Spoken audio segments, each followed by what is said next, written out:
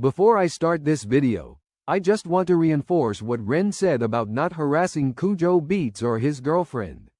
This is extremely important. I have seen some awful comments left online by so-called renegades, who, frankly, should be ashamed of themselves.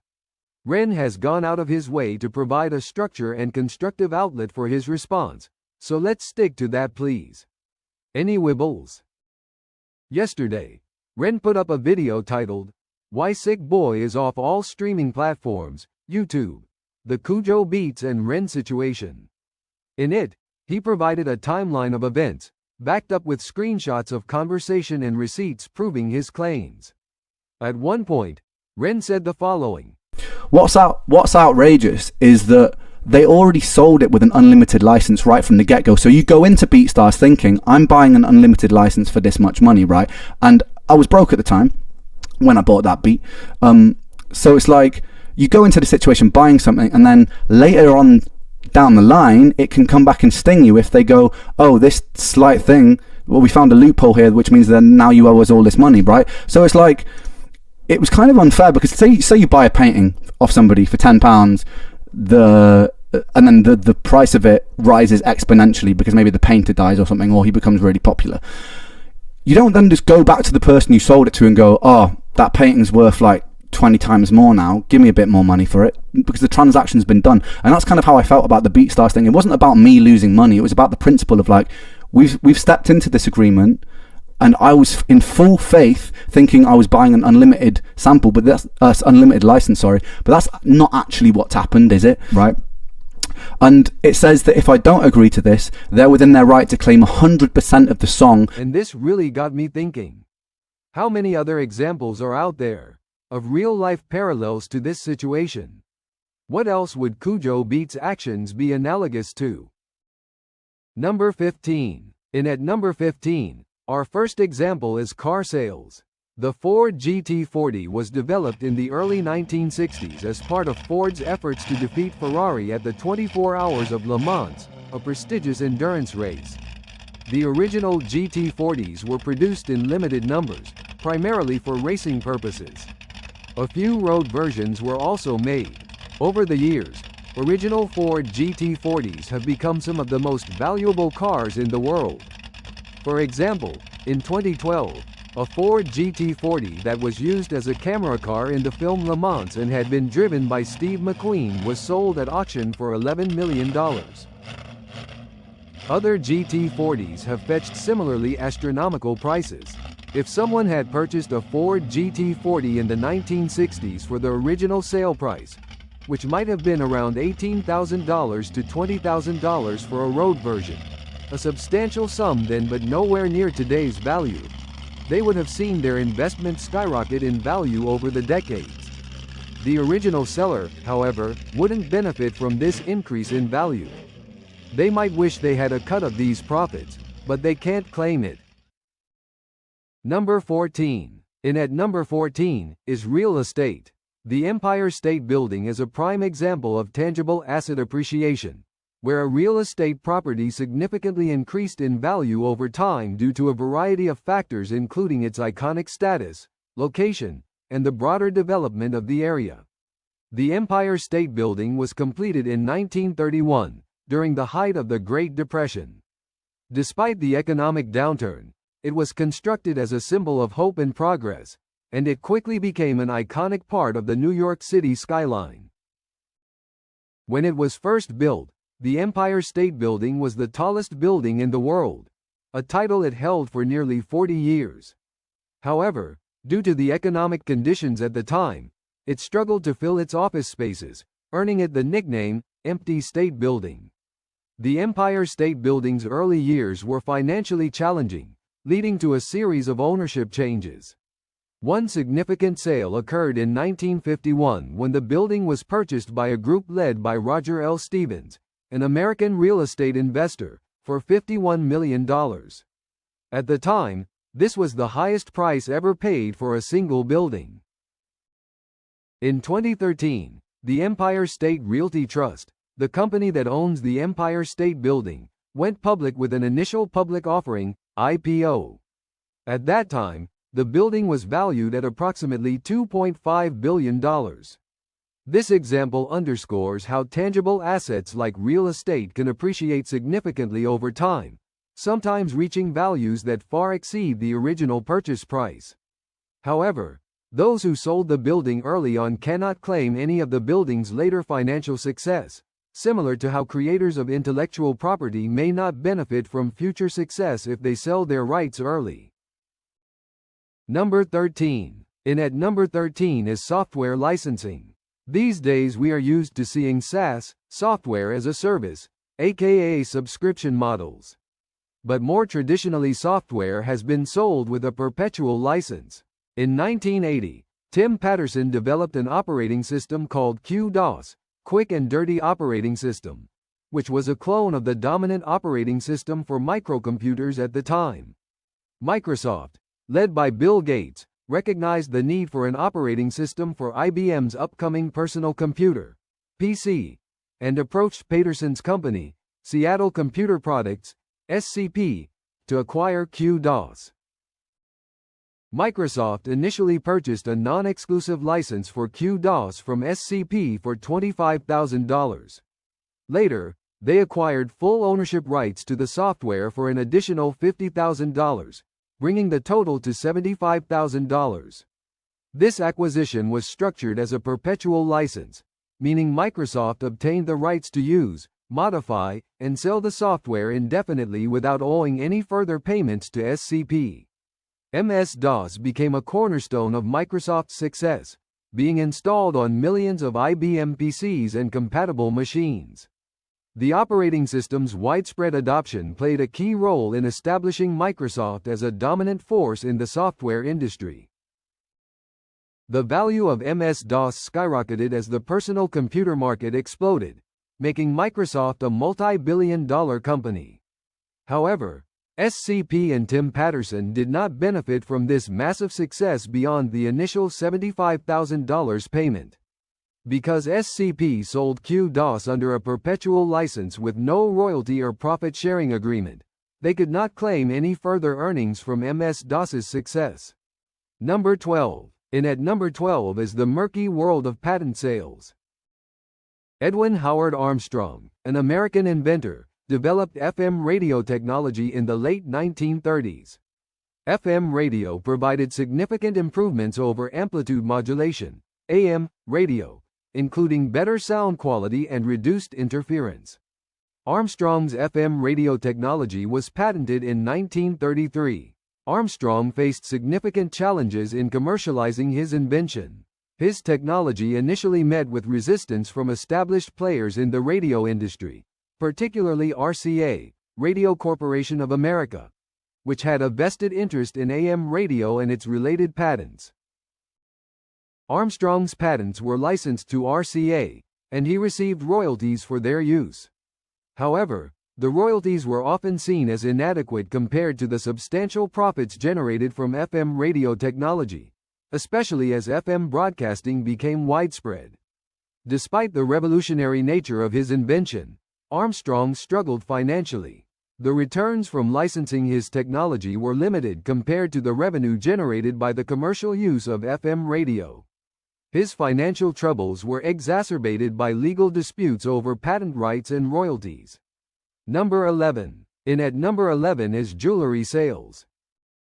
The Pink Star diamond, also known as the Pink Star, is one of the most famous and valuable diamonds in the world. Its story is a notable example of how a tangible asset can appreciate significantly in value over time. The Pink Star diamond was originally mined by De Beers in 1999. It is a fancy vivid pink diamond, one of the rarest and most sought-after colors in the diamond world. The diamond weighs 59.60 carats and is renowned for its intense pink color and exceptional clarity. It is in the very highest category of diamonds, containing very few impurities. The Pink Star is cut into an oval shape and is known for its impressive brilliance and size, making it a standout piece in the world of high-value gemstones. In April 2007, the Pink Star was sold at a Sotheby's auction in Hong Kong for $58 million. At the time, It was the highest price ever paid for a diamond at auction. The pink star was sold again at a Sotheby's auction in Hong Kong on April 4, 2017, for a record-breaking $71.2 million. This sale solidified its status as one of the most expensive diamonds ever sold at auction. The individual miner or team responsible for discovering the pink star diamond likely received standard wages or a fixed payment, and their compensation would not have directly reflected the diamond's extraordinary later value. The significant financial gains associated with the pink star were realized by the companies involved in cutting, polishing, and selling the diamond, rather than by the miners who discovered it. The diamond's journey from an initial sale to record-breaking auctions underscores how certain assets, especially those with unique qualities, can achieve extraordinary valuations in the luxury market. Number 10. At number 10 is certain classes of startup investment. Ronald Wayne is one of the co-founders of Apple Inc. who played a significant but relatively short-lived role in the company's early history. Wayne joined Steve Jobs and Steve Wozniak as a co-founder of Apple Computer, Inc. in 1976. His primary role was to provide business expertise and help with administrative tasks, given his experience in running a business and his background in dealing with corporate documentation. Wayne provided administrative and management support, including drawing up the initial partnership agreement. He was granted a 10% stake in Apple. In April 1976, just 12 days after the company was founded, Wayne decided to leave Apple. He was concerned about the financial risk involved and the potential liability, particularly given that he had personal assets that could be targeted if the company failed. Wayne sold his 10% stake in Apple back to Jobs and Wozniak for $800. Later, he received an additional $1,500 as part of the agreement, totaling $2,300 for his shares. Had Wayne retained his 10% stake in Apple, it would have been worth billions of dollars. As of the 2020s, Apple's market capitalization has grown to over $2 trillion, making Wayne's initial 10% stake potentially worth more than $200 billion. But, of course, Wayne would not be entitled to any of that simply because it had increased in value since he decided to sell it for a fixed price. Number 9. At number 9 is visual arts.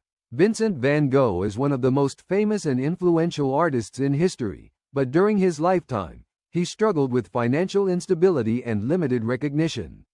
The story of Van Gogh's career and the value of his work is a classic example of intellectual property or creative work appreciation, where the value of an artist's work can skyrocket within their lifetime or posthumously. Vincent van Gogh was born on March 30, 1853, in Zundert, Netherlands. He began his career as an artist relatively late in life, around the age of 27. Van Gogh's early work was influenced by his experiences as a missionary and his interest in social issues. His early paintings were often dark and somber, reflecting his struggles with mental health. Despite his prolific output, Van Gogh sold very few paintings during his lifetime. He struggled with poverty and mental health issues, often relying on financial support from his brother, Theo, who was an art dealer. Van Gogh was not widely recognized or celebrated during his lifetime. His work was largely dismissed by critics, and he did not achieve significant commercial success. In recent decades, Van Gogh's paintings have fetched record-breaking prices at auction. For example, his painting, Portrait of Dr. Gachet, was sold for $82.5 million in 1990. Setting a record for the highest price ever paid for a painting at auction at the time. Vincent van Gogh sold few paintings in his lifetime, often for modest sums. After his death, his works became highly valuable, but original sellers couldn't benefit from that increase in value. Number 8. At number 8 is furniture design. The Eames chair, specifically referring to the Eames lounge chair and ottoman, is a significant design in the world of furniture. Created by Charles and Ray Eames, this chair is celebrated for its innovative design, comfort, and timeless aesthetic. The Eames lounge chair and ottoman were designed in 1956. The chair was intended to offer high comfort while showcasing elegant design. The Eameses aimed to create a chair that combined traditional craftsmanship with modern materials and manufacturing techniques. The Eames lounge chair and ottoman are highly sought after in the furniture market. While original models from the 1950s and 1960s can be quite valuable, even contemporary models command high prices due to their design prestige and quality. Vintage pieces in excellent condition can fetch tens of thousands of dollars at auction. When Charles and Ray Eames designed the lounge chair and ottoman, they were paid a one-time design fee or compensation for their work. This payment would have been arranged between the designers and the manufacturer. Herman Miller and the Eameses' primary compensation would have been for their design services rather than a share of future sales. Number 7. In at number 7 is photography sales. The Afghan Girl photograph, taken by Steve McCurry, is a compelling example of how a single photograph can gain immense value and recognition over time, even though the initial compensation for the photographer was a one-time fee. The photograph was sold to National Geographic. The photo became iconic, but McCurry couldn't demand additional payment after its success. The photograph features a young Afghan refugee girl, Sharbat Gula, with striking green eyes. Her intense gaze and vivid appearance made the image one of the most memorable and impactful portraits of the 20th century. The photograph was part of a National Geographic assignment covering the plight of Afghan refugees during the Soviet-Afghan War. McCurry was assigned to document the conditions and stories of the refugees. Steve McCurry was paid a one-time fee for his work by National Geographic covering his time, travel, and the rights to use his images in the magazine and other publications. The Afghan Girl photograph exemplifies how a single image, even when initially compensated with a one-time payment, can gain substantial value and recognition over time. The photograph's iconic status and emotional impact have led to increased market value and enduring influence, illustrating the contrast between initial compensation for creative work and the appreciation of the work's significance and value in the long term. Number 6. In at number 6 is consulting advice services. General Electric, GE, is a multinational conglomerate known for its operations in various sectors including aviation, power generation, healthcare, and renewable energy. McKinsey & Company is a global management consulting firm that provides strategic, operational, and organizational consulting services to businesses and organizations across different industries. In the early 2000s and beyond, GE faced various financial and operational challenges, including issues related to its financial services division and overall corporate strategy. As part of its response to these challenges, GE embarked on a major restructuring effort to streamline operations, reduce debt, and focus on core business areas. McKinsey played a key role in advising GE during this period. This included helping GE with strategic planning, operational improvements, and financial restructuring. The consulting engagements helped GE achieve significant cost savings and operational improvements. By focusing on core businesses and improving efficiency, GE was able to better position itself in the market. However, McKinsey couldn't claim a share of GE's increased profits. Number 5. In at number 5 is website domains.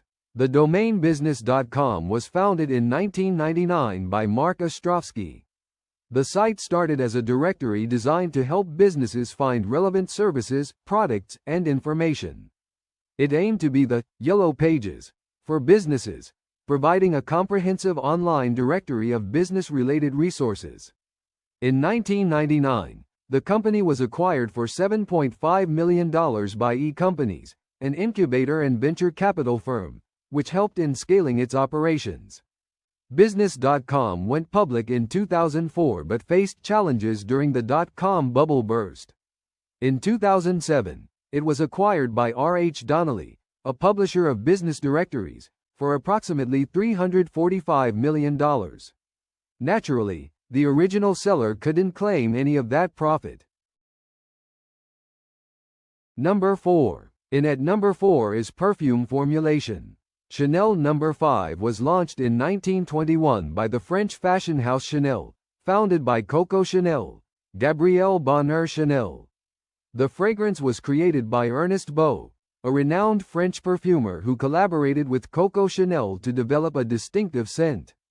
The perfume was named No. 5 because it was the fifth sample presented to Coco Chanel. It is known for its unique blend of floral and aldehyde notes, making it one of the first modern perfumes. Chanel No. 5 quickly became a symbol of elegance and sophistication. Its marketing, including endorsements by famous figures like Marilyn Monroe, played a significant role in establishing its iconic status. The simple, yet elegant bottle design contributed to its allure. The perfume's clean lines and minimalist design are often credited with setting new standards in packaging and branding. While Coco Chanel and Ernest Beau received payments for their work on Chanel No. 5, the substantial financial success of the fragrance comes from ongoing sales and the continued strength of the Chanel brand. The perfume's sales generate significant revenue for Chanel, with profits continuing to grow due to its established brand and market demand. As the perfume became a global bestseller, Beau couldn't claim additional royalties beyond his initial payment. Number 3. At number 3 is the design of mass-produced consumer items. The Billy bookcase, produced by IKEA, is a widely recognized and popular piece of furniture known for its affordability, versatility, and simple design. It typically features adjustable shelves, allowing users to customize the interior space according to their needs. It was designed by Gillis Lundgren, a Swedish designer credited with designing several iconic IKEA products. Lundgren did not receive royalties or additional compensation based on the commercial success of the bookcase. The Billy bookcase went on to become one of IKEA's most successful products, selling millions of units worldwide. The blueprint for the IKEA Billy bookcase, sold as just another product design, became one of IKEA's most successful and recognizable pieces. But the original designer wouldn't get to see any of its ongoing profits. Number 2. At number 2 is architectural design. The Sydney Opera House is one of the most iconic and recognizable landmarks in the world, renowned for its unique architecture and cultural significance. In 1957, an international design competition was held to find a design for a new performing arts center in Sydney. Jorn Utzon's design was selected from among 233 entries. Utzon's design was initially controversial due to its ambitious and unconventional form. However, it ultimately received widespread acclaim for its originality and aesthetic appeal. The construction of the Sydney Opera House began in 1959 and took 14 years to complete. It was initially scheduled to take only 6 years. Jorn Utzon resigned from the project in 1966 due to disagreements with the Australian government and project managers over the design and construction issues. His departure led to a period of uncertainty and adjustments to his original design. The Opera House is a symbol of Sydney and Australia, representing the country's cultural and artistic achievements. In 2007, the Sydney Opera House was designated a UNESCO World Heritage Site. The designation recognized its architectural innovation and its significance as a cultural landmark. Despite the building's global recognition, Utzon couldn't demand additional compensation beyond his original fees. Number 1. At number 1 is logo design. The Nike logo, commonly known as the swoosh, is one of the most recognizable and valuable logos in the world. Carolyn Davidson designed the Nike swoosh logo in 1971, and they paid her a fixed fee of just $35. Nike was founded in 1964 as Blue Ribbon Sports and officially became Nike, Inc. in 1971. The swoosh logo was introduced alongside the new brand name. The logo first appeared on Nike's line of running shoes and quickly became associated with the brand's commitment to athletic performance and quality. Nike's marketing campaigns and endorsements helped establish the swoosh as a symbol of athletic excellence and innovation. High-profile athletes, such as Michael Jordan and Serena Williams, became brand ambassadors, further promoting the logo's visibility. Over time, the swoosh became synonymous with Nike's global brand identity, contributing to its status as a leading sportswear company. As Nike became a multi-billion-dollar company, Davidson couldn't demand more for the logo design she created, but there's a twist in this final tale. 12 years after designing the logo, Davidson was given some Nike stock as a gesture of appreciation by Phil Knight, co-founder of Nike, in 1983.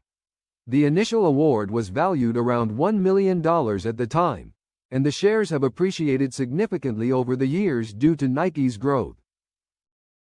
And there's a parallel here with the Sick Boi situation. Ren has tried to formulate several peace offerings but was repeatedly turned down by KUJO Beats. Ren even offered to release a brand new song with KUJO Beats and give him a 50-50 share. This would have been the equivalent of his Nike stock, but, somewhat short-sightedly, KUJO rejected Ren's offer. I hope you've enjoyed this video. Intellectual property or creative work appreciation involves creations such as music, literature, art, or designs that increase in value as they become more popular or significant. The original creator may not benefit from the full commercial success if they sold the rights or received only a one-time fee. This may not always seem fair, but if the original seller entered into the agreement in good mind and good faith, there should never be any need to backtrack on that agreement, even if the asset later makes the purchaser a lot of money. Ren's song Sick Boi is an example of this latter category, with the added nuance that Ren augmented the original paid-for beat with creative content of his own. So to me that is a pretty cut and dry case. And remember, Ren went out of his way to offer creative solutions, only to be turned down. See you next time in the disco, when I react to Ren's track KUJO Beat Down. Much love.